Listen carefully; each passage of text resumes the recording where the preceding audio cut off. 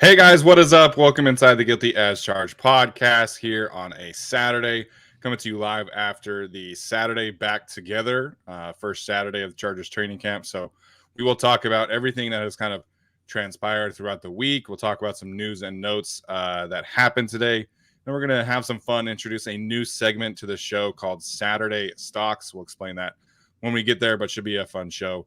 That being said, joining me are my guys, Tyler and Alex. Alex, we'll start with you, man. How are you doing today? Doing good. Yeah, so in case you haven't paid attention to Alex's tweets, and if you are listening to this, Alex is the DeAndre Carter enthusiast on the show, and seems like you had a pretty good day. So we'll dive into that in a little bit. Tyler's here, man. We put Tyler on the pup list for day-to-day allergy injury. So Tyler, how you doing today, man? I was doing so well until I got to practice, and everything's fine, all's good.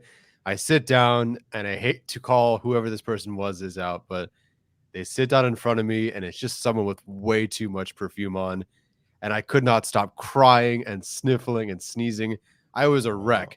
And today was the day that everyone decided to say hi to me. So I'm people from UCI that I knew, Reggie, who works with my fiance, Justin, who got us tickets, Rike. Everyone's coming and saying hi. I'm like, hi, how are you doing? I look like an absolute wreck out there. So I apologize. I tried my best, but I could not finish the fourth quarter. My bad.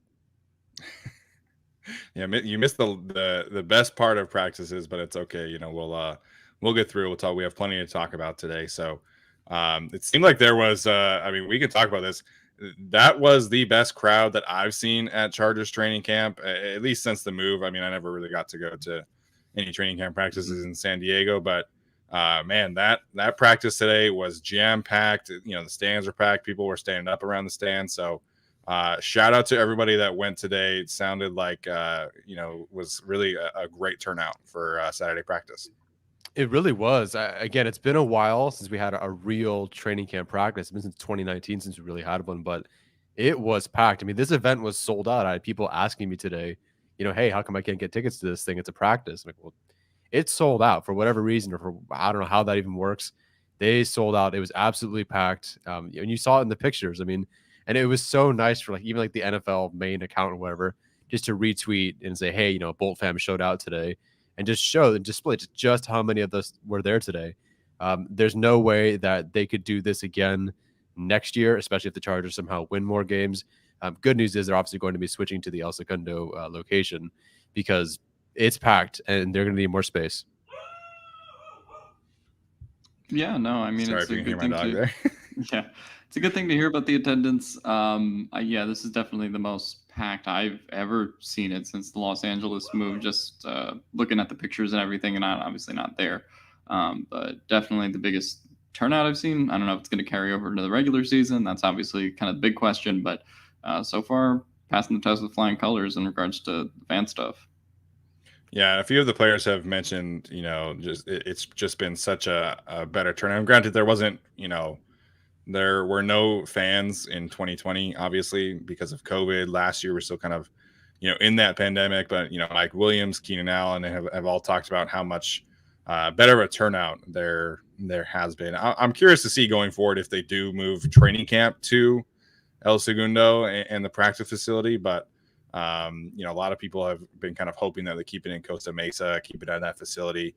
And it would make sense from just like a maintenance standpoint to not have that wear and tear on the practice field that for the whole season, essentially from July through ideally February. But I guess we'll get to that point when we get there. So first and foremost, we will talk about some news and notes. We'll just have some general injury updates. There weren't a ton, obviously, but there were a few, and then we'll dive into some of Tyler's depth chart notes that he's kind of taken over the last few days, and some some playbook stuff as well. So again, not a ton of injuries, thankfully. Andrew Brown really is the only one that we know about. He's the defensive lineman. Had some spot start duty against the Steelers last year. Played well in that game. He's dealing with an ankle injury. And then Donald Parham and Drew Tranquil were not practicing today. We don't really know what is up with them. I know you pointed out on Twitter, you saw Donald Parham out there running around doing some routes and things like that. But I guess we'll have to wait and see from Staley on Monday for any specific updates there. Yeah, the Drew Tranquil one, obviously unfortunate. He was slated to start. They clearly have backup plans for this with Troy Reader, but I don't know. I want an update for that one because he wasn't even on the field. The Donald Parham one was surprising to me because I didn't realize he just wasn't on the field at one point because he was to open practice, kind of like what Derwin James was doing, had his helmet. Figured, okay, there he is, hard to miss him. And then Popper tweets out that he's not practicing. I'm like, wait, what? But I find him, again, because he's 6'9", on the other side, on the far field, hanging out with the quarterbacks. And yeah, hard to miss. And he's got the mushroom cap, whatever thing on. So, but he's out there and he's catching jump passes. He's looking fine. He's, just catching some passes for the quarterbacks while everyone's working special teams. So he seemed fine. Like it could just be a meh injury and why put him out there. But we'll have to wait and see. I'm waiting to hear what these updates are.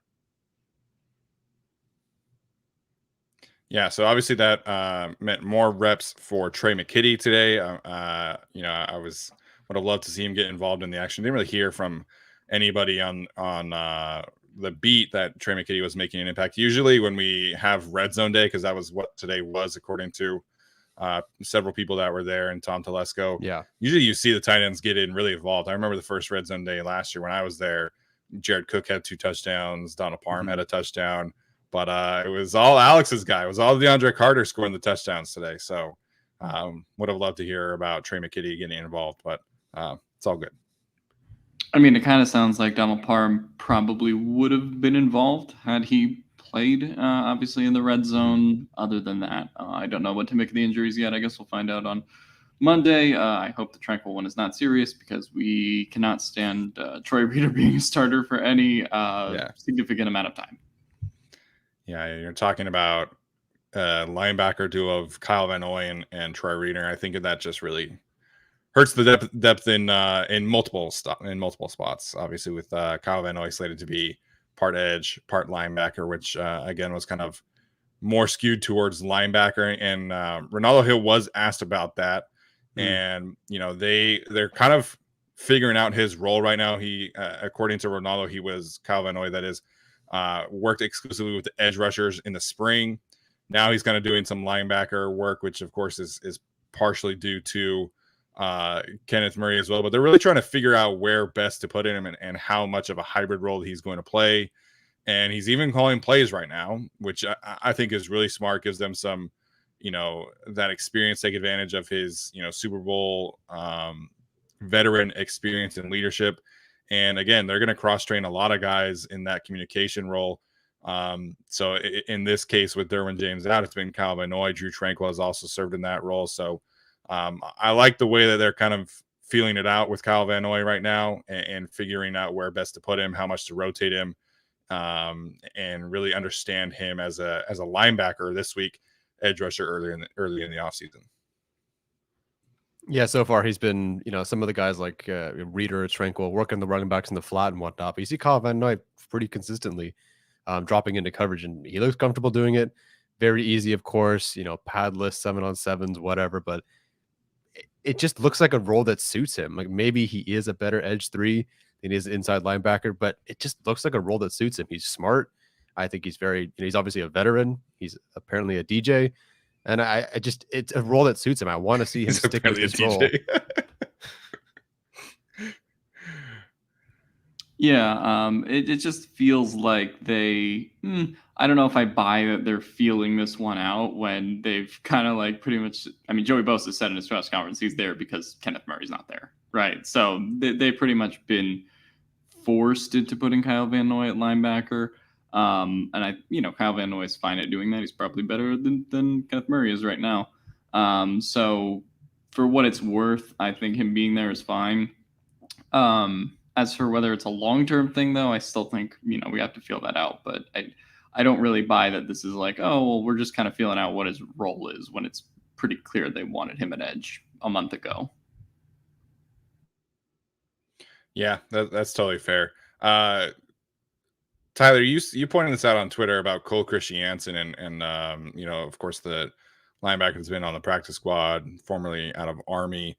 Can you tell our listeners what happened there? A couple of people asking about exactly the details of what happened with him and Isaiah Spiller. Yeah, Spiller just caught a pass, and again, this is non-padded practice. They got helmets, and that's about it. Caught a pass. Cole Christiansen came from wherever he was. Wasn't like he tried to tackle him. It really just was kind of a disrespectful, pretty, I don't want to say aggressive, but certainly not passive, knock to the ground that knocked Spiller down pretty hard and knocked his helmet off. So, like, was it like a big hit or anything? Did it look malicious? No. But it did result in Spiller hitting the ground pretty hard and having his helmet fly off. So, is it kind of a, hey, welcome to the NFL sort of thing? Maybe. But if you're a guy who's just really not going to make the roster as is, like, there's really no need for that. Maybe NFL players feel differently. Maybe it's like, okay, there's your rookie moment or something. Like, I'll just hit this guy and, get him used to contact. But it didn't really seem worth it. And for Spiller to have his helmet fly off as well, it wasn't a good look. I have to do something to stand out. Let me hit our running back too when I'm not supposed to be hitting people. That's a great way to stand out to the coaching staff, I guess. So, gets you noticed probably for the wrong reasons. I know. We also had that defensive tackle for the Bills picking a fight with Josh Allen today. So that's always good. The bottom of the roster guys trying to pick a fight and stand out. That always seems to work in their favor. So wanted to get a couple of the other quotes that we heard from today. Ronaldo Hill, of course, talking about the competition that there is in general, right? And he was asked about it a few different times throughout his press conference today. And he basically said that there's a greater sense of urgency on the defensive side of the ball this year with all the extra depth. And his quote that I tweeted out was, players got to be more demanding with their responsibilities, and having all that competition, it leads to that. So this is something that Ronaldo Hill has been consistently pointing out. And earlier in the offseason, he had the quote of guys not necessarily looking over their shoulder, feeling comfortable in their roles as opposed to bringing that intensity every single day. And we've really seen that play out on defense so far. I know that there's been a lot of thoughts about the offense on Twitter. And I see Jason Greer's question about it, super chat question. So appreciate that question. But I think there's two parts to why the defense has really come out on top. One, this happens in every single training camp at every single level in every single season that I have ever been a part of football. The defense is much simpler. They're not necessarily learning new plays. They all have this experience and they bring that intensity. And so the defense always starts out on top. However, I think Ronaldo Hill is pointing out the right thing here, that there naturally is more intensity here because there are more guys fighting for roles and spots. So I think that's a good thing. I think it helps the offense. I think it helps the defense. But I would also caution people to pump the brakes a little bit with the dominant defense talk, because this happens every single year that I have ever watched football. Yeah, I mean, you're right. The only players on offense who are really fighting for a spot are the ones who nothing can happen until they get pads on, the running backs and the fullbacks. Like, they are going to need contact to win their jobs or their rotation or whatever. Other than that, we know pretty much everyone on offense and what roles they're going to have. Defense, those DBs, like everyone's fighting. And defensive line, everyone is fighting. I mean, right? I mean, it's literally just Sebastian Joseph Day, Austin Johnson. The other 7 defensive tackles, nose tackles, they're all fighting for a job.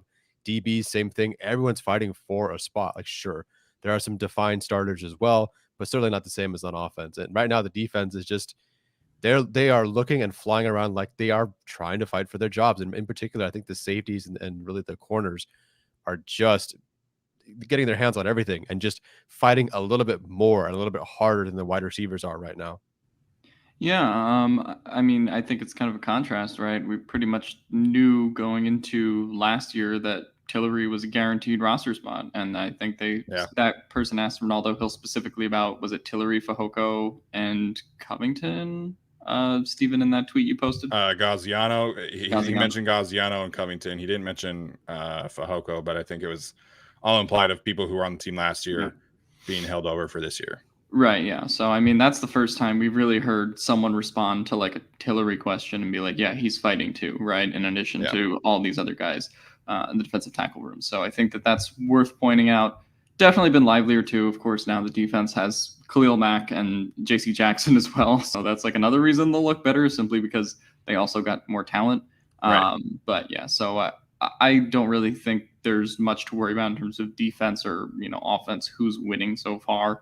It's still really early on. They're not putting pads on until Monday. So, we'll see how everything changes then. But I do like hearing, specifically what we've heard about the DBs, what we've heard about, obviously, the interior defensive line, and on the offensive side of the ball, what we've heard about the running backs, too, because everything is pretty much an open spot, outside of Austin Eckler, which is kind of what Brandon Staley said yesterday, too. And for what it's worth, like, the defense is really freaking talented. Like, this is a very talented. Yeah, This isn't a really bad defense that's kicking the crap out of Herbert and these guys. No, it's a very talented defense. And you heard the reports about, why was Brandon Staley hired so quickly? Apparently he had Sean McVay in hell in practice in 2020. So it's not like this is a bad defense with a bad defensive coordinator. Right. If anything, this is just really encouraging. And the offense now has to go, oh, this is different than last year. Now we got to step up, right? It's encouraging. But like Steven said, it happens every year. Yeah, I'm more in like wait and see mode. It definitely is encouraging, and there are specific players that I'm like really encouraged about. Like obviously the early returns on Dean Leonard and Jasir Taylor are mostly what I've been like most pleasantly surprised on. You've talked a lot about Bryce Callahan and just like the physicality that he plays with over the middle, which I think is really encouraging. But I saw yesterday that people were like, well, of course the defense is going to be a step ahead. Like Joe Lombardi's offense sucks. Like this offense is going to struggle this year. Like it's not going to be the same thing. And it's like, okay, let's take a step back. The offense always starts out slow in training camp. It happens every single year. There's no pads right now, so we don't really know how much one unit is dominating or the other. But there are definitely encouraging signs happening. I don't want to say that I don't want to seem like I'm saying that there aren't encouraging things to be encouraged about right now, but sure. Pump the brakes on the offense struggling, and it's going to be bad this year and all that stuff. Yeah, and for what it's worth, in the red zone drills with just Stick and Daniel, they threw 5 touchdowns on the defense. So it's not like the offense isn't getting theirs either. Yeah, absolutely. So it sounded like there was a better day for Justin Herbert. I mean, not like he was being bad or anything. That it sounded like Chase Daniel also had a good day today. Again, you didn't finish the whole day, obviously, but yeah. What did you see when you were there from the quarterbacks? It felt better today. The last couple of days felt a little bit better than the first 2 days. I guess it depends on who you're thinking of. I actually thought Easton Stick had a really good day today. He was pretty clear to me a roster waste the first 3 days. Technically, he probably still is. But today was much better. Like he threw 3 touchdowns today in red zone drills. I thought the quarterbacks did look better. I think things just are kind of smoothing out. It's tough to really gauge exactly. Like even yesterday when it seemed like maybe the offense wasn't getting going, Herbert hit 3 guys in the hands and they all dropped it. Like sometimes it's just, you need some help too. So I think it looked better today. I think if you're going to say like, if any day of the 4 days so far, this was the day that the offense would have, won, but the defense still got theirs. Yeah, absolutely. The other quote that I wanted to get to, at least in terms of Ronaldo Hill, again, I don't know if you guys both watched it, but he was talking about Nasir Adderley and just the way that Nas has been able to kind of grow. And of course, I've been pretty high on him throughout the whole offseason after revisiting last year's film and things like that. And this is what he had to say about him. Quote, we know that he's got a big engine and he can really run, cover so much ground. He's become much more of a quarterback back there without DJ, without Derwin James. There's no second guessing this year. He's getting to the right spots. He looks really sharp back there. So, a couple people pointed out yesterday there was that play where Isaiah Spiller was on the wheel route and Nasir Adderley was right there. And again, if that were a padded situation, a scrimmage, a game, Nasir Adderley probably lights Isaiah Spiller up. And that's something that we've seen, that Nas is capable of. But for Ronaldo Hill to say that he's taken another mental leap this year, I think is going to pay big dividends for this defense. And of course, for Nasir Adderley's bank account as a free agent next year. Yeah, I mean, it's exactly kind of what you want to hear. And as much as we don't love the Derwin Holden situation, right? We would love if he just signed his contract and he was there. It's great that you get to see Nasir Adderley basically be the starting safety, right? It's great that you get to see someone like Mark Webb, get bumped up because Derwin's not there. And then, Brandon Staley was kind of effusive of his praise in terms of what he can do at star safety at the money position. And he seemed to have a really good day on Friday. So I think when you're just kind of like, even though the Derwin thing isn't great, I think as long as they have all these safeties competing in there and you're seeing Adderley progress and take another step, it's an advantage of it for sure. And getting to see JT Woods, getting to see Alohi Gilman, even a little bit making some plays here and there, I think it's great.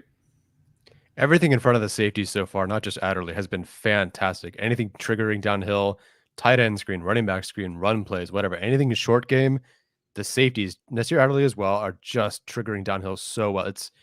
It looks like such a smart group. We got one guy who's already very instinctual in JT Woods, rookie, but that's built into his nature. He knows how to do this. Then you have everybody from last year, kind of going from last year to this year, understanding their responsibilities. The defense really just looks like a step faster this year with those safeties. I do want to see them do more in the air. Every time I see, them do something really good in the run game or something really short, maybe there'll be a pass where like that long Donald Parham pass from Herbert yesterday, I believe. Mark Webb was late to get there, or somebody was late to get there. There's a pass to Everett where I think JT Woods was late to get there. So I do want to see passes go at them to really judge where they're at mentally. But in terms of, with Nasir Adderley and taking a step forward, specifically what he needed to take a step forward with, it checks the boxes right now. They're doing a really good job. Yeah, there's a lot of development happening there. And obviously we would all want Derwin James to be on the field. Again, he's still in that contract situation. We'll see if something gets done this weekend officially and he's able to practice on Monday with pads. That would be fantastic. But I think, the defense is going to be in a better place this year because of that safety depth, and you're allowed to move Nas around. You're allowed to move Webb around. You're allowed to move JT Woods around, although they kind of seem like they want to focus him deep, which is not necessarily, the bad thing. That's kind of what Trey Marshall was for them last year. They never really moved Marshall around at all, which was kind of annoying. Give and take, right? But he was not very good. So there's a lot of encouraging signs happening on defense, like I mentioned. Anything from you guys stand out from Ronaldo Hill's press conference that you wanted to bring up? Wish I could say there was, but I did not watch it. I also do not watch it. So you're the only one that's watched it. And I think you brought everything up. All right. Sounds good. Really quickly, in terms of Rashawn Slater's press conference, we have to talk about his quotes as well. Mike Williams had some good quotes. There's something in there about JC Jackson we could talk about if you guys wanted to. But specifically his quote about Khalil Mack was something that I thought was really fantastic. He said basically we're barely even rushing right now. There's no pads, and he's already put a couple variations on some moves that I've never seen before.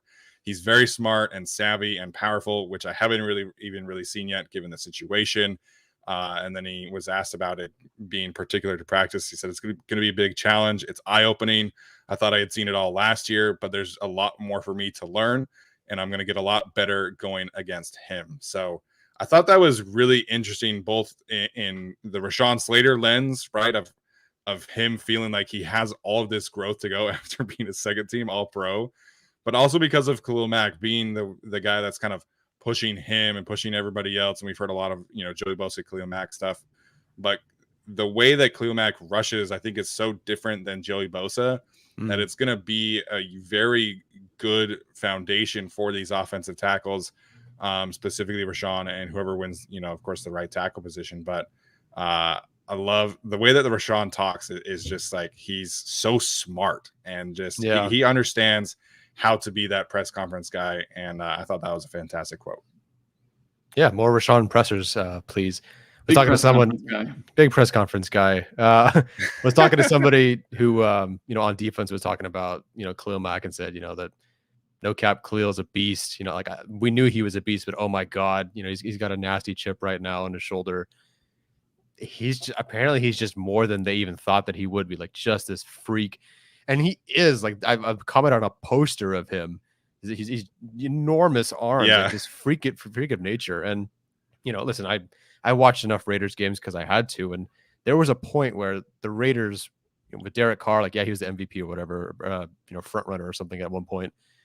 But Khalil Mack they always did something to seal the game for them. For whatever reason, like, they needed a play, and it was always Khalil Mack. So I can't wait to see what he brings. And if he's challenging Rashawn Slater and give me more and more and more, can't wait to watch it. Although I'll have to check who exactly is lining up against who, because just like the snapshot in my head is that Joey was more against Rashawn Slater and that Khalil is going more against Trey Pipkins, Storm Norton. So If they flip flop, great. We'd obviously love to see that, but I feel like Mack's more on the right side, or well, the right tackle side.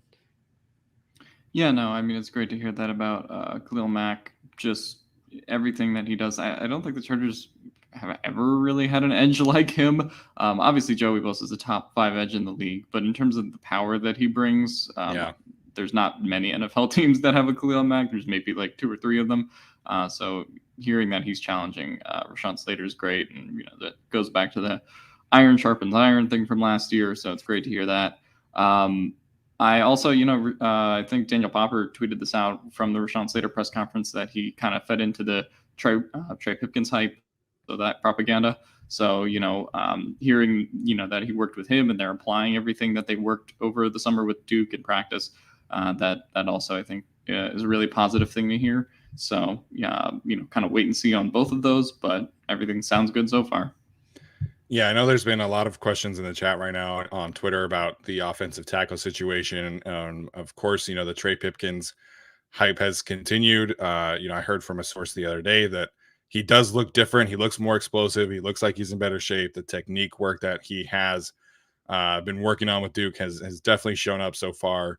That being said, 90% of what we will learn about the offensive linemen, defensive linemen, running backs will happen when pads come on next week. So really the only takeaway that we have really been able to solidify from the offensive line, and specifically the right tackle position, is that Storm Norton and Trey Pipkins are essentially splitting duties 50-50.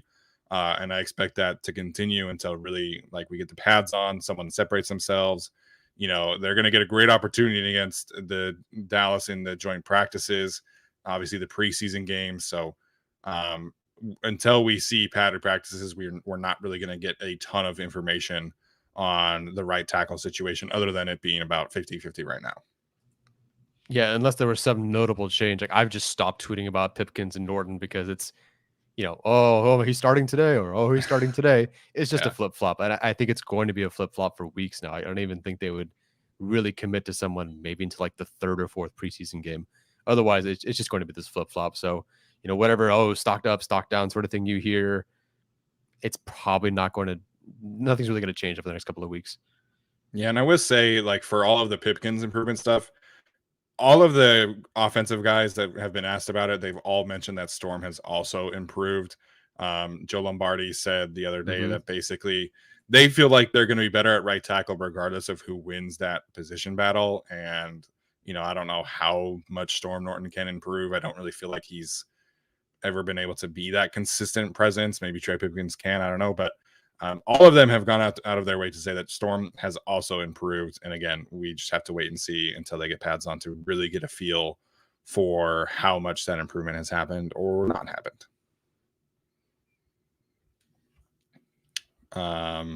Okay, I think that's it from the press conferences that I wanted to bring up. I know a lot of people have been asking about the running back situation too, Tyler. Was it kind of the same thing, just rotating in terms of reps today and yesterday? We didn't really get a chance to talk about that, obviously. Update us there if you can. Yeah, I don't know why the first day Larry Roundtree was nowhere to be found, but it's just a nice rotation now. It's Eckler is the primary guy. Then sometimes Kelly comes in first, sometimes Roundtree comes in first, sometimes Spiller comes in first. All the running backs are working with Justin Herbert, just in different amounts and quantities per day. The real difference is that Letty Brown, Kevin Marks, nowhere to be found. If you told me that they were home the last 4 days, I'd believe you, because they do not touch the football at all. Yeah, it's kind of a bummer to hear that Brown and Marks haven't been involved at all. And maybe that's just to be expected from the first couple days of training camp. But I mean, Brandon Staley kind of got up there and was like, hey, we have 5 guys that are competing for RB2. And it's like, it sounds like you have 3 guys that are competing for RB2 at the moment, right? I mean, maybe things change in the preseason.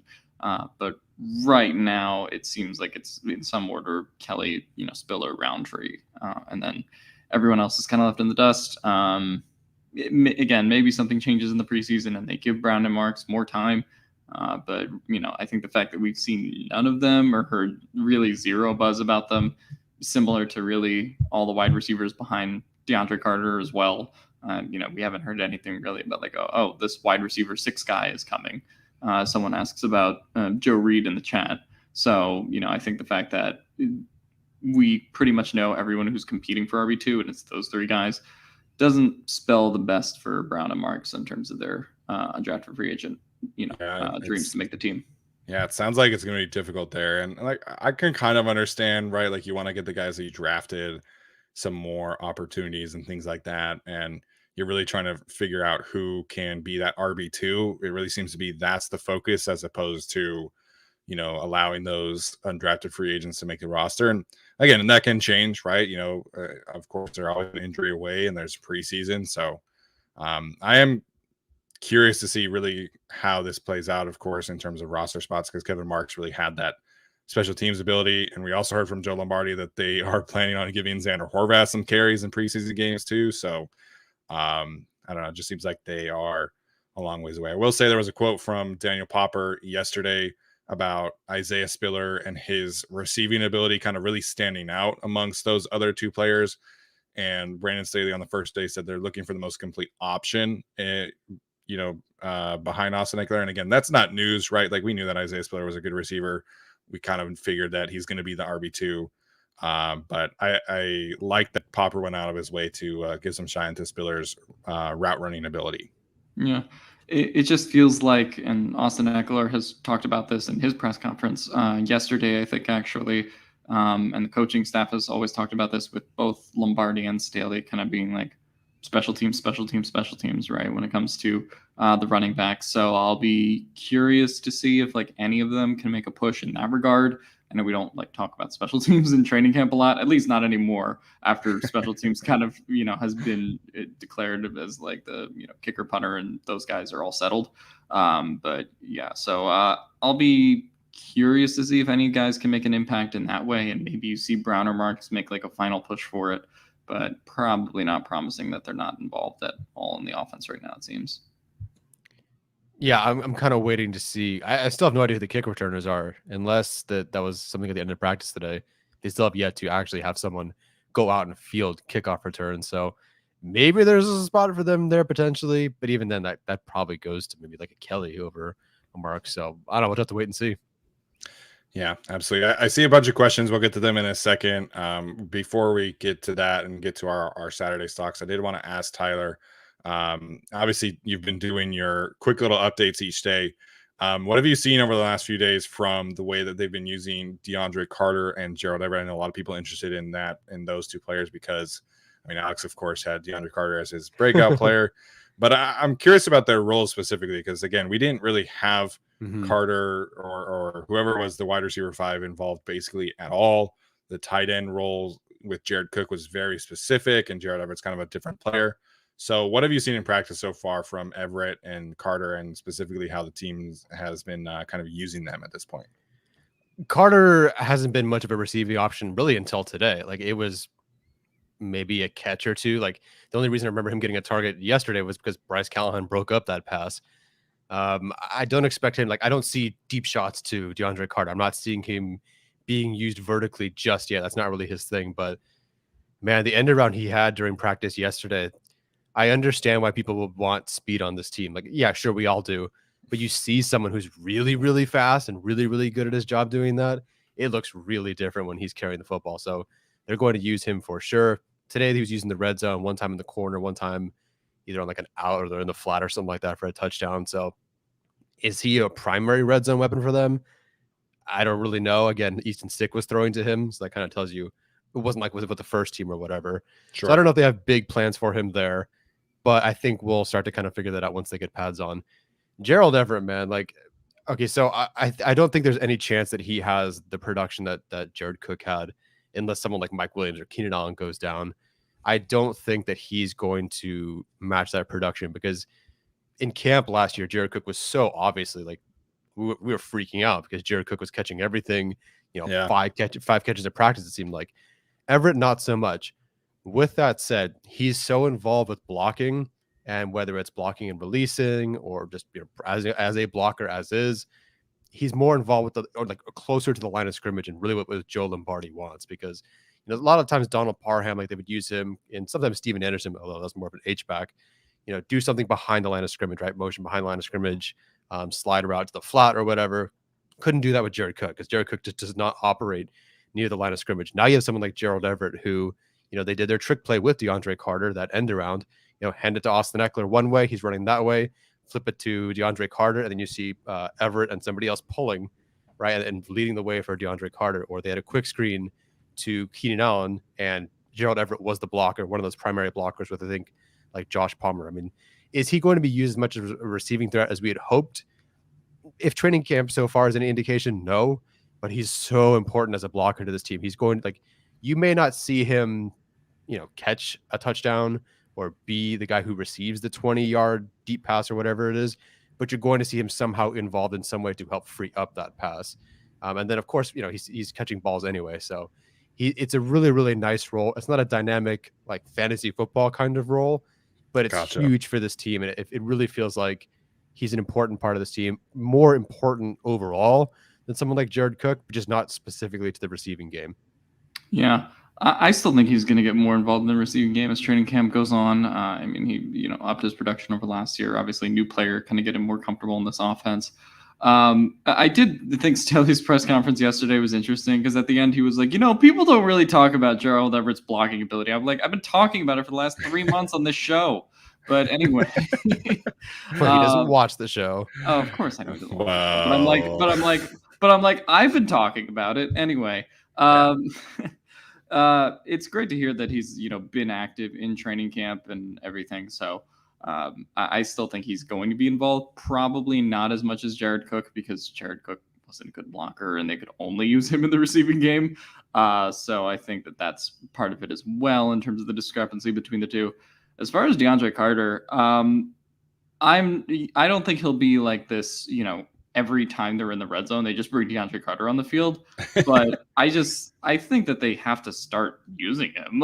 Like he was clearly effective in the red zone in Washington, as graded by PFF. And, he's made an impact in these, first couple practices, especially today, catching 2 passes. So, again, I don't think he's going to like be involved every drive or anything, but it's kind of like Donald Parham, like even though he's tight end too, like I feel like you bring that guy on the field, especially as you like get closer to the red zone, in a similar capacity. Like when it comes to the red zone, I would rather have DeAndre Carter on the field than I would like Jalen Guyton, right? In terms of like having that receiver who's good close to the end zone, has a high target premium and everything like that. So for me, I think it's promising to hear that about DeAndre Carter. Don't know if he's going to live up to my breakout candidate hype train, but I have really liked everything that I've heard in terms of how they're using him so far. Yeah, and I think anything will be an upgrade on at least on offense over what we saw from last year. And I think, if he's going to be their short area guy, then that's fantastic. I would love to see him get some opportunities to be that bubble RPO guy as well. As we've heard him be the end around option. Get him some drag opportunities as well. Just let him make some plays after the catch, and I think that's really all that I am necessarily hoping for on offense. So we'll get to a couple super chats here. Of course, Tyler's mom in the chat with a super sticker. Man, I'm a mess right now. So thank you for that. Jesus Lorenzo was the one who asked about Joe Reed. So thank you for the super chat here. It, like Alex said, it doesn't really seem like we're getting much of anybody outside of the top 5. Daniel Popper did mention that Michael Bandy has been semi-impressive, at least in his opportunities. So Tyler mentioned yesterday Jason Moore had a few catches, which he always does. But it sounds like if they are going to keep 6, it's probably Bandy or Jason Moore. But again, I feel like everybody outside of DeAndre Carter just has, an outside chance of making it this year. Yeah, I mean, the sad thing is it just doesn't feel like Joe Reed's even there, right? Like the fact, and again, Bandy obviously contributed on special teams last year. So, I mean, the coaching staff is pretty familiar with him there. And then, you have Jason Moore, who's always been good for what feels like 5 receptions and 90 yards every training camp. But, I do think the Joe Reed dream is kind of dead. I don't see him contributing much in the preseason at this point. Obviously, missed all of last season with that injury, but it doesn't seem like they've gotten him involved, and they have several special teams options that they prefer over him. So it's just kind of like, what is his role on this team, and what would it be if they wanted to make a role for him?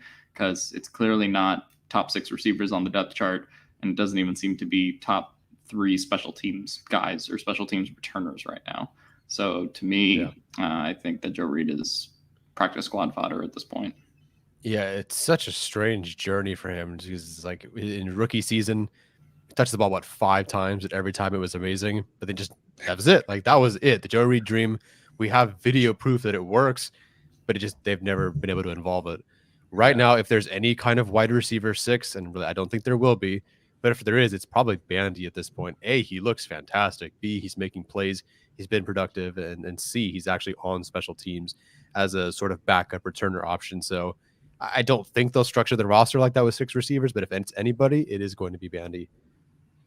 Yeah, and that's an area where I wish they would have evolved a little bit. I was curious to see if Maurice French would have a chance to, get some shine too, because he's more of a vertical profile receiver than anybody else on the roster in that specific like practice squad tier, if you will. But again, haven't heard really anything from him.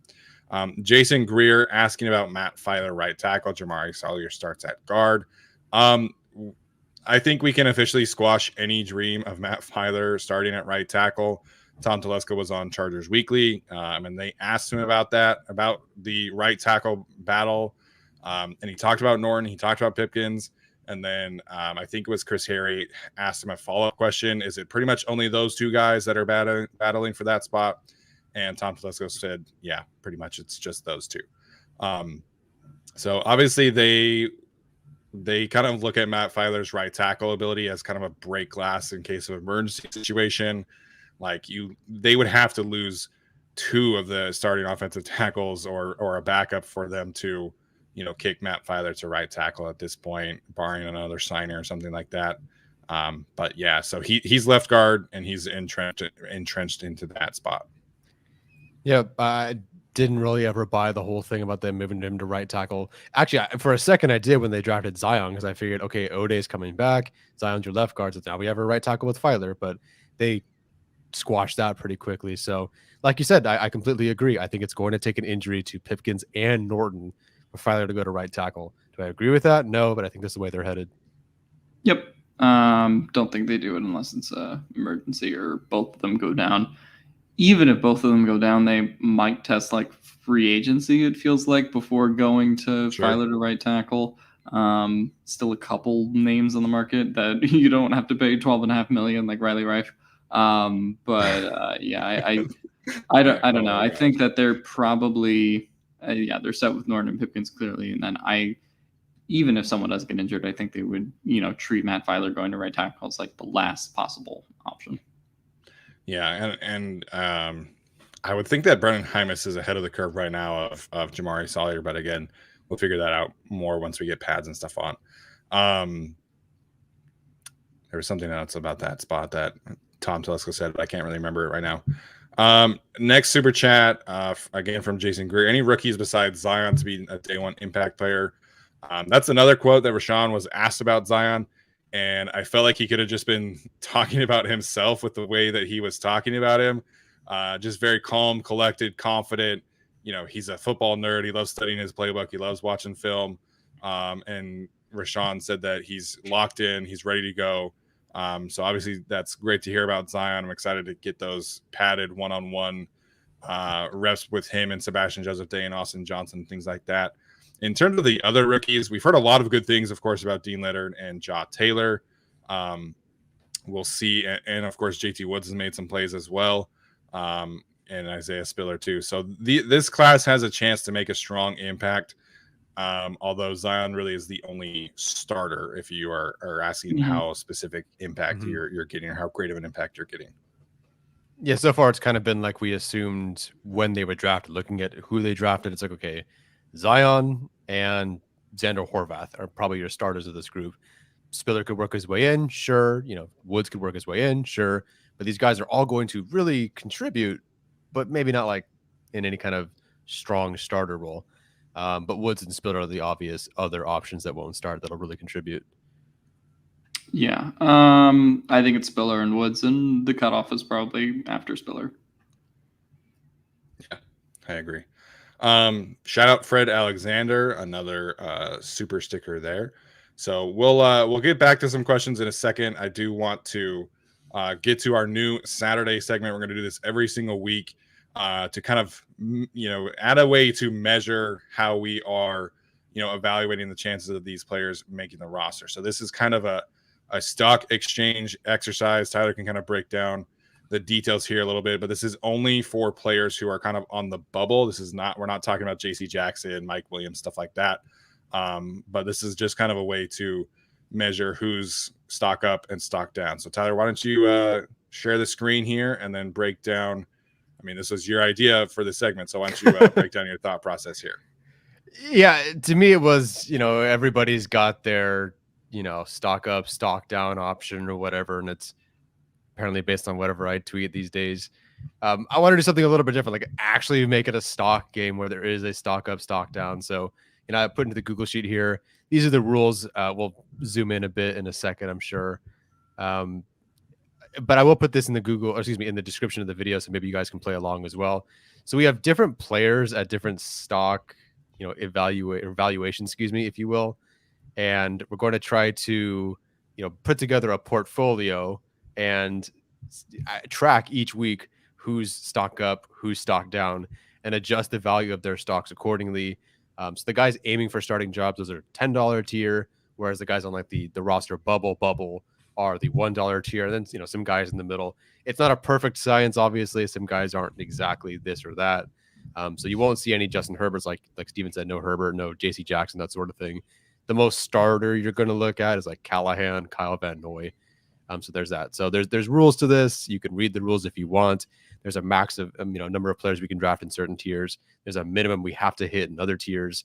And then the guys that are like at the $10 stock, their value only goes up or down $1 each week. The guys at the $1 stock, kind of like your penny stocks, those double or half each week. So whatever it is, it could be 1 to 2 to 4 to 8, or it could be 1 to 50 cents to, you lose all your money basically. So just a different way of looking at it. If you played the stock market before, some of it kind of works out similarly. It's just a different way for us to do stock up, stock down without being like everybody else who does the exact same stock up, stock down. Yeah, so you can see a lot of the players here that Tyler has included, and then each of us will kind of give our specific list. So Alex, let's start with your portfolio here, and you kind of talk about your process of how you chose specific players in each tier and kind of things you're looking for, just briefly, really quickly.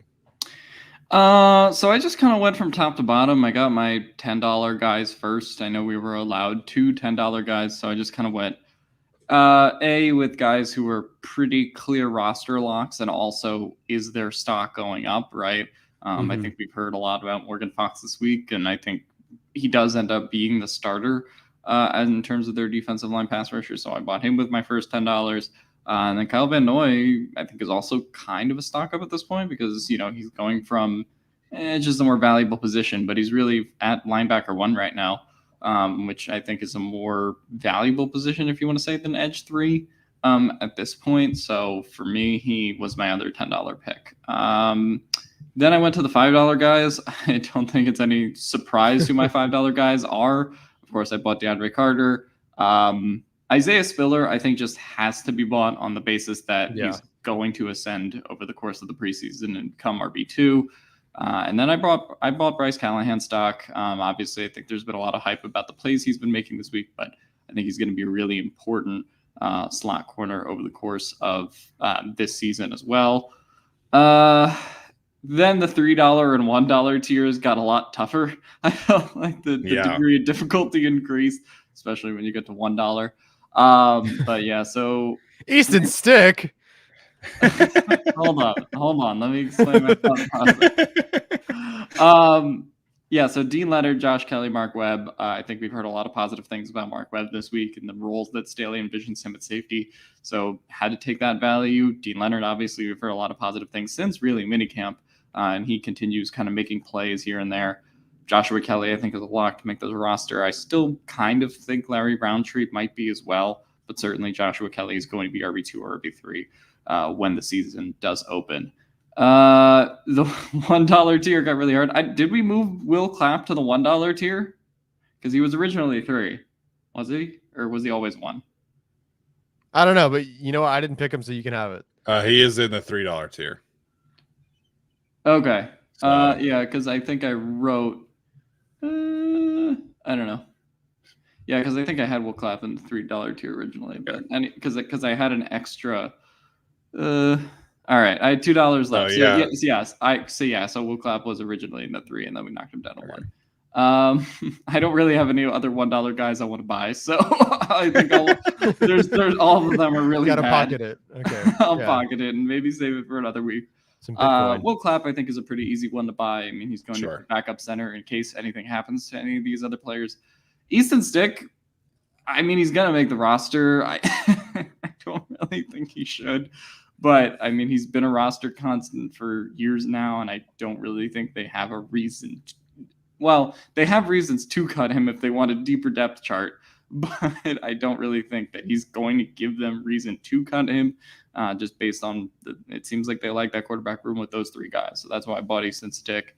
The 2 flyers here for me are Gaziano and Egbele. I went with Gaziano just because, I mean, he he continues to make plays. And Gaziano had a really solid preseason last year, along with Cortez Broughton. Of course, both of them ended up not making the final roster. But I think Gaziano, sort of in the Broughton vein from last year, is going to be one of those guys who's competing until the end. And we, for the record, this defensive line has just been much more wide open than we've seen in recent years too. So it wouldn't shock me if Gaziano or Fajoko or any of those guys who are like on the border of the roster bubble end up making those spots just because they make some decent plays in training camp or they make some really good plays in the preseason game, more so than the defensive line room last year in the preseason.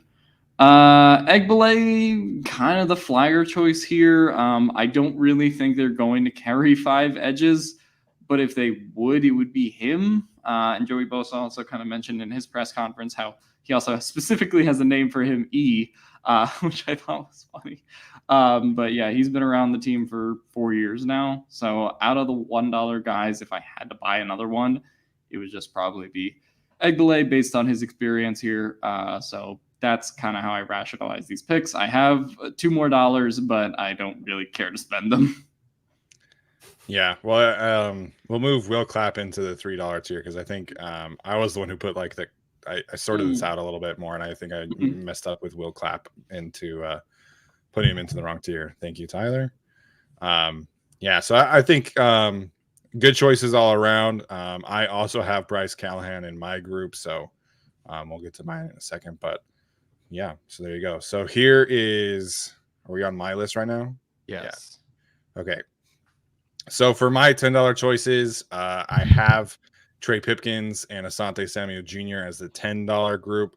Okay. Trey Pipkins, of course, is the bigger gamble, if you will. But if he does win out at the right tackle battle, I think that would have a lot of upside there in terms of stock up. Asante Samuel Jr. was, of course, my breakout selection. So kind of a no-brainer there. With how I feel about him and how much I think he's going to elevate his game this year. So for the $5 tier, I chose Donald Parham, JT Woods, and again, Bryce Callahan. Wanted to get some stability with Callahan and then kind of take some higher upside chances here with JT Woods and Donald Parham.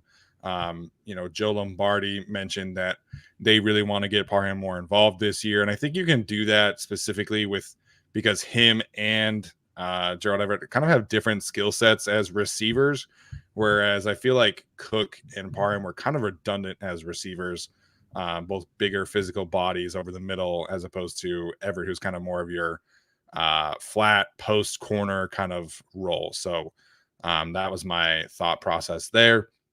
JT Woods, of course, potentially their sixth defensive back on the field in a lot of dime situations. Of course, he has the ball skills, interceptions, all that good stuff. $3 tier, Chris Orff was kind of a no-brainer for me because he is kind of the edge 3 at this point with Kyle Van Noy, switching to linebacker right now. So Of course, I felt like that was pretty easy. I also chose Dean Leonard. There's been just a lot of consistent ball production, a lot of hype, so that was that choice. Brendan Hymas, again, I feel like he has a leg up right now on Jamari Salyer just because of his experience and familiarity within the scheme. Although I do feel like Salyer was the better prospect. Nick Neiman, again, I don't feel like there's a ton of upside here. He's kind of just going to be a special teams player, but I feel good about his chances of making the roster. And that was really the thought process there. In terms of the $1 tier guys, I mentioned Maurice French a little bit earlier. Maybe his vertical threat ability kind of wins out. Maybe earns him a roster spot. I don't know. We'll see. Hunter Campmoyer, if they keep 4 tight ends, I feel like it's going to be him. Daniel Popper threw in a little nugget that Campmoyer has been practicing his long snapping ability, which I guess he did in high school and parts of college. So if they ever need a backup long snapper, I guess Campmoyer is that guy. But I just feel like his special teams ability could maybe convince them to keep him. And he is a good blocker as well. And then Jamal Davis was another dart throw for me. He's kind of the most physically gifted of the back end of the roster edge players. So if there is somebody who is going to maybe earn their way on as a 4th, 5th edge rusher, I'm just betting on tools here with Jamal Davis. I like it. I like the Camp Moira one. I have him as well. Jamal Davis, I believe, had a tackle for loss today, or a would-be tackle for loss. So I like that. I went with. I'll minimize this a little bit for everybody so you can see it. A little different. Josh Palmer for me at the $10 tier. I just feel like if you're fighting for your wide receiver 3 job, and based on what I expect him to do, I think that's a no-brainer production kind of guy that will be stock up the entire preseason. Morgan Fox as well. He is currently the backup with Jerry Tillery in their base nickel package. But I do think when it comes to when they ever show 3-4 or they show some other exotic looks or whatever, like Morgan Fox is going to be there, outproduce. And, if on the depth chart or even in the rotations and the snaps and the production, he does beat out Jerry Tillery, I feel like there's enough there to warrant a stock up for a while. Parham, he's talked about. Spiller, no-brainer. JT Woods, kind of a no-brainer there. Rumpf, no-brainer. Webb has been fantastic so far. But I did go with Brandon Fehoko here, a little bit different than some of the other guys. I just feel like there's a shot there for him to be stock up. I think his floor, like he probably should be more like a bubble kind of guy, just because we don't really expect him to make the roster. But he's made plays 3 of the last 4 days, so I believe in him to at least maybe not make the final roster, but over the course of the preseason, either hold his value or look really good and be stock up, even if that stock never reaches a point where he actually makes the team. And then I just wanted production in the dollar tier. If I'm going for anything, I'll go with some production. The 2 best bubble wide receivers right now, Jason Moore and Michael Bandy. Bandy, again, I think is the best shot of making it if there's 6. Jason Moore is a consistent preseason winner. So I got to go. It's the most tried and true penny stock you've ever seen. Absolutely. Will never make the roster, but he will absolutely be good this preseason. And then Hunter Kentmore, like you said. So a lot of overlap between all of us. I just went with Bandy and Fehoko as some of the different options. Man, nobody wanted some Storm Norton stock, huh? Absolutely not. No. Yeah, that's like Tesla or something. I don't know. Yeah, I didn't really want to test like Trey Pipkins or Storm Norton with like a 10-foot pole. Sure. I will say again, there's a lot of people throwing some shade to Jerry Tillery about not making any plays so far. Again, we've heard like the one near penalty, but again, that's something I think will get sorted out with pads once they come on. Yeah. Maybe Jerry Tillery can decide to show up a little bit more. So again, not a whole lot of trench takeaways without pads. Really hard to be an impact guy unless you have pads on and get to hit people. So there we go. All right. So I'm excited to see how this one pans out. I think this was a really creative idea by Tyler. So hopefully you guys enjoy it. Again, we'll be doing this on Saturdays just as a way to kind of measure the preseason and training camp success. So we'll take a few minutes again and answer some questions. So if you've been dying to ask one, make sure and do that. If you feel so inclined to use the super chat feature, we do always appreciate that as well. Got a shout out Jason Greer 180 here, who just says thanks. Don't know what I did, or what we did, but I appreciate it. You're welcome. I think he thanked us for answering his super chat questions because we got to them later in the show. Oh, I see. Yeah. Gotcha. Thank you. Send in your training camp questions. We have 10 minutes here. Send in your food questions. As always, per the streams, send in everything you got. Yeah. While people are sending in questions, I just want to say that the Chargers the last 3 days, maybe I missed it the first day, have run at least one trick play, once in warmups, once in 11-on-11s. The last 3 days in a row, they've all been different. So I think if we're talking about what's this, 200 level Lombardi offense look like, I do believe that's part of it. Yeah, and I think obviously they're kind of exploring things a little bit. They're not exploring things like Patrick Mahomes, who's running options and pitching the ball behind his back as opposed to a traditional pitch. But they are doing some things there. I will say they had like Eckler. No, they had Mike Williams motion, but then Herbert handed off to Eckler to the left or whatever. But Mike Williams and Justin Herbert ran together like he was going to pitch it to Mike Williams. So that's a thing. It might happen. Working on the trick plays. Where is Arjun? Arjun is not here. So I think he's a college kid. And I think people kind of forget that. So he's out living his college kid life. Arjun's 20. He's seeing the world still. Out here wants to know our top 3 stadium food and atmosphere. So, like ever, I think those are 3 separate things. Yeah. Top 3 stadiums in general. Yeah, I guess so. I haven't been to enough stadiums. In terms of NFL stadiums, I've been to the Broncos stadium. I've been to the Seahawks stadium, not for a game, or not for an NFL game, for a college game. I've been to Levi's Stadium, and I've been to SoFi, Qualcomm, and StubHub. So SoFi is incredible. SoFi is number 1. Levi's, though, that's the best food scene from a stadium that I've been to. They have the Guy Fieri burger restaurants there as part of it, which makes a lot of sense. I mean, he's from the Bay, so from a food aspect, Levi's is absolutely the best one that I've been to. Well, I've only been to 2 NFL stadiums, and it's the Lincoln Philly, and then it's the MetLife Stadium in New Jersey. That's it. Are we saying like, if we expand it to like all sports, I could like kind of answer this question. But yeah. If we're talking NBA arenas, college arenas, college stadiums, then you'd get a more extensive list from I think all of us. True. Okay, so the best food I've ever had was at the Lexus Club at Staples Center.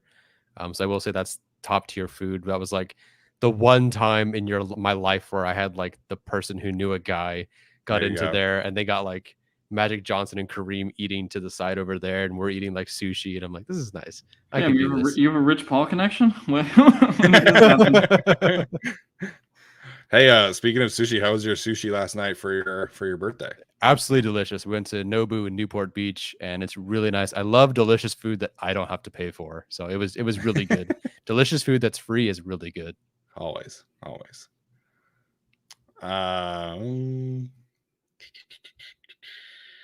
Thomas Martinez asks, how does Spiller physically look around the other running backs? Does his style or size or speed stand out from the other guys?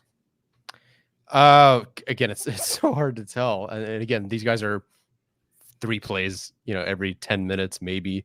So it's kind of difficult to tell. He looks taller. I don't know if he is, but he looks taller. I don't know if that's right or wrong. Firing up the Google machine. I think he is. I think he is. Yeah, like let me know the RAS, tall, right? Whatever. He looks taller. Granted, it's not like they have huge backs. I feel like Roundtree would have been the tallest of that group before Spiller. I don't know. I don't know. He's a smooth route runner, and that's more than I can say for Larry Roundtree and Joshua Kelly. So I would say he's as advertised as a smooth route runner, that I'm surprised he looks as tall as he is, or he looks really lean, and that's why he looks so tall. Per Google, Larry Roundtree 5'10", Joshua Kelly 5'11", Isaiah Spiller 6'1". 6'1". I don't buy Josh Kelly being 5'11". I don't buy the shortest of the 3.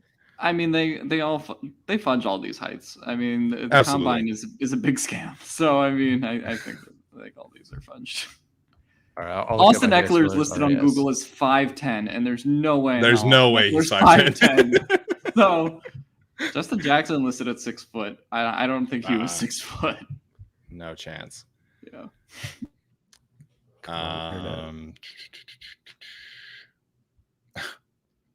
I saw this earlier and I thought it was kind of funny. You need 1 sack to close out the game. Who do you line up on the left side against R. Slater, Bosa, Mack, or Derwin? I mean, obviously, I would just rather throw all 3 of them on the other side. But to beat Rashawn, I feel like you would have to go with Khalil, because I think technically speaking, he would be able to keep up with Joey. Obviously, you're not putting a safety against Rashawn Slater, but I feel like if you're betting on somebody to beat Rashawn, you're probably choosing somebody who's like a little bit more physically imposing than he would be. So I would choose Khalil. That was my first thought, but I would absolutely adore seeing Derwin James versus Rashawn Slater for a couple of the drives or something. I think I would just. I think I'd go Joey just because he's played him the most. In terms of training camp and practices and stuff like that. So that's probably my answer, but I think either one of these 3 are good choices.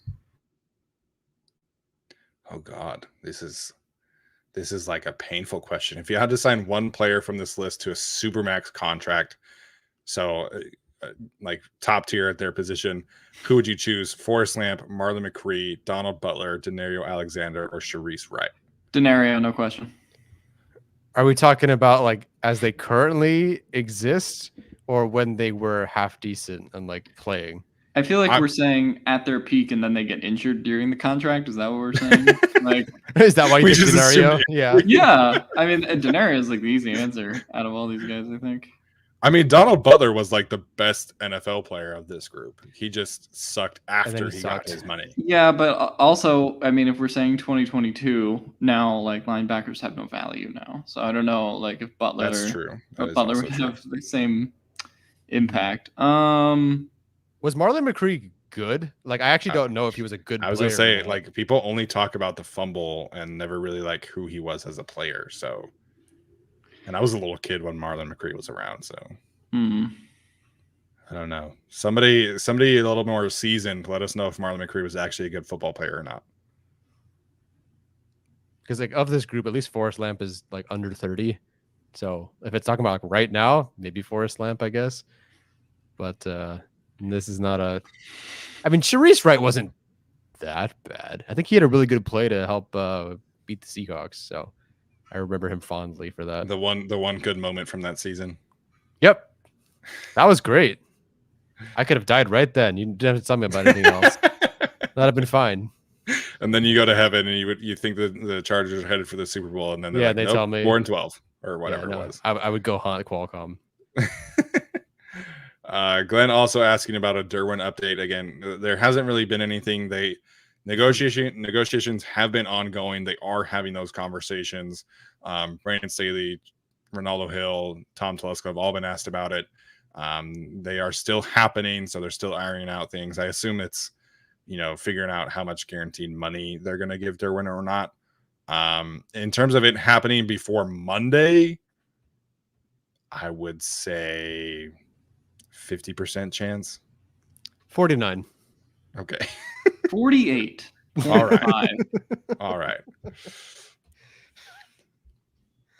Oh man. Just pick a lower number than me, so I'm wrong. It's cool. It's whatever. Well, you could be right. That's true. For what it's worth, Arjun did say in our Discord that he feels like it does happen this weekend. So if Rappaport tweets it at 9:30 p.m. on the East Coast tomorrow, I'm done with it. Because that's exactly what he did the last 2 times. Yeah, that's how Joey was. Yeah. Thomas Martinez, if you could only watch the new Game of Thrones or new Lord of the Rings, which one would you pick? Neither. Wouldn't watch either. You're not going to watch either wrong one? With you? No. You're not going to watch either one.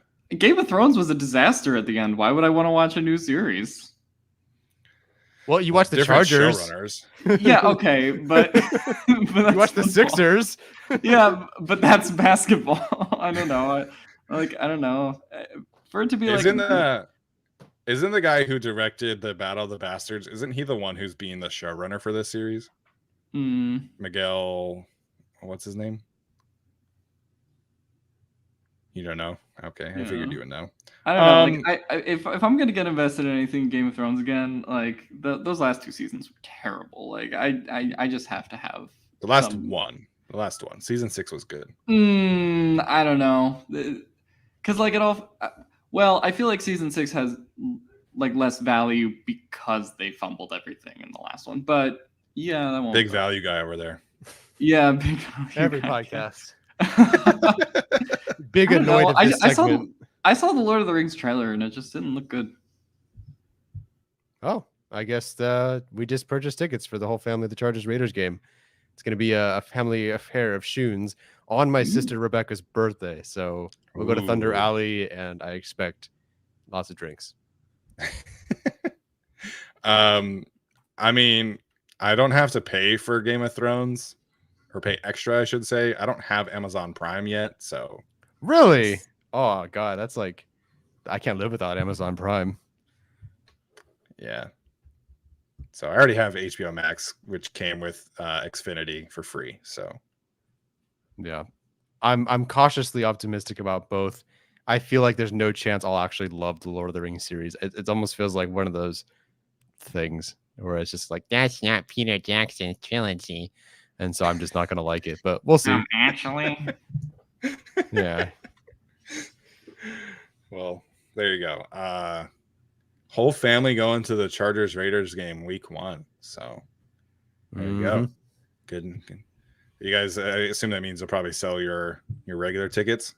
Yes, we'll be out of there. So I don't know where we are, but apparently we're going to the game and we'll be somewhere, probably in like the 300s or something, because it's $400 a pop at this point for 200s. Yeah, I am not going to that Raiders game. So tickets are way too expensive for me. I have closing costs on my house to pay for in the next couple of weeks. So yeah, not spending money on the $400 tickets to see a Chargers game. But please, if you can, go see the game.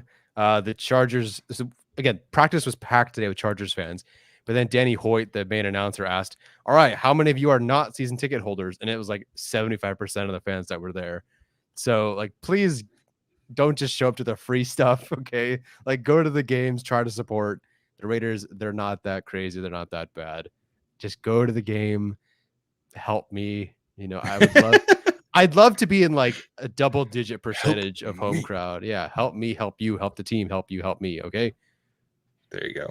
Yeah, Tyler and I had no issues at the Raiders game when we went in Vegas. I mean, there was casual banter and things like that, but there wasn't anything like physical. And that was Raiders home game. So, and that was the game where they were honoring John Madden. So that was a crazy environment. Playoff game. The ones in go to the Vegas one. We talked to a couple before the game that said, like, yeah, the Vegas crowd is actually a lot more mellow and less intense than the Oakland crowd. So sure, go to the Vegas one. Apparently they're mellow. Yeah, and this time it won't be week 18 in and you're winning your in game. It's going to be, is that week 12? Something like that. Sure. I know it's the same week as the Pac-12 championship, baby. So probably going to be in Vegas that weekend anyway. Yeah, Oregon, Washington should be a good Pac-12. Oregon, Washington, they play in the same division. Bro. I don't fucking know. I don't watch the Pac-12. You guys are irrelevant now. Hey. Hey, there's no answer. USC and UCLA still have 2 more years, and they have been the worst program. They've been worse than Oregon and Washington and Utah over the last 5 years. So they're not even relevant, bro. That's great. Enjoy your time in the Big 12 while everyone else is competing in the real 2 divisions. No. Big 12's coming to us. We're not going to the Big 12. Our markets are better. Our ratings are better. Our schools are better. Big 12's coming over here. We're not going to the Big 12. There's our college football talk. So I don't watch college football, so you know, whatever happens. It seems like USC and UCLA want a little more of what Rutgers is having in the Big Ten. I mean, you know, you got to be in the conference. I mean, let's be real here, Alex. Rutgers has won like 7 games in your lifetime. So hey, they won more of them than they previously did last year, though. So it's a step in the right direction. They almost beat Michigan. Yeah, that's your big That's highlight of the game. that's They like my almost beat Super Michigan. Bowl. Arjun was at the game. He can attest. They almost beat Michigan. When was the last time Rutgers won more games than they lost? Let me see. Maybe When they were in the Ray Big Rice East. was there. When Ray Rice was there, probably. 2011. No, 2014. 8-5. See? Yeah, I think that was the first year they were in the Big Ten, and then everything went downhill from there. But yeah, no, I mean, it doesn't matter if you're the worst or the best of the Big Ten. Revenue split, baby. Alex, you were born in 99? Yep. All right, so they've had one double-digit win season in your lifetime. That's great. I honestly have had worse sports experiences than that. So yeah. Yeah. All right. So that's a good place to end the show today. We'll let you guys know. We'll talk more about Pac-12 when we get there. Don't worry. No, we shouldn't. I'm sorry for bringing the Pac-12 up. We should never talk about the Pac-12 on this show again. We either talk about Utah or food at the end of Q&As every single week. So it is what it is. This time we happen to talk about Utah football as opposed to Utah food. So there we go. Yeah. If I were hosting, it'd be Pokemon and sushi. So whatever. Ooh, I've been playing Pokemon. I've been playing Pokemon Black this week, actually. Awesome. Yeah, on that again. Nice. I don't know what that means. Guess what Pokemon Black means? It's probably a video game. I don't know. Yeah, it sure is a video.